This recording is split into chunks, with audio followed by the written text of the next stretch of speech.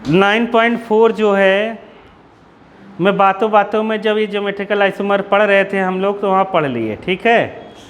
सवाल ये है, why is geometrical isomerism not possible in tetrahedral complexes. नहीं समझ पाए? हैविंग टू डिफरेंट एटम, जिसमें दो डिफरेंट एटम है, क्यों पॉसिबल नहीं है? समझ गए? तो तुम जानते हो टेट्राहेड्रल के जितने भी बॉन्ड एंगल होते हैं सब सेम होते हैं। तुम एटम को चाहे इधर रखो चाहे उधर रखो, फर्क नहीं पड़ता। मतलब नहीं समझे? नहीं समझे? देखो मेटल जैसे एम कह रहा है अलग अलग एटम है, A2 B2 है, ये कह रहा है टेट्राहेड्रल है, तो इसमें ज्योमेट्रिकल आइसोमर्स क्यों नहीं शो होते? क्योंकि सीस और ट्रांस बन ही नहीं पाएंगे। क्यों नहीं बन पाएंगे? ए बी बी, अगर तुम बी इधर, ये 3D है, क्या है? एक अगर ये ऊपर है तो ये क्या है? दूसरा वाला कहाँ होगा? कहाँ होगा? एक नीचे होगा तो दूसरा ऊपर होगा, एक ऊपर होगा तो ये ऊपर है, तो ये कहाँ है? नीचे। ये हम पढ़े थे।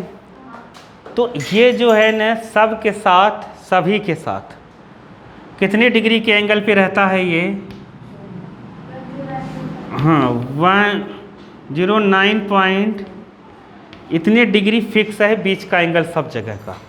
अब तू चाहे इसको उठा के यहाँ रख दो, एक को यहाँ रख दो, फर्क नहीं पड़ेगा। ऐसे पलट पुलट के देखोगे सेम दिखेगा।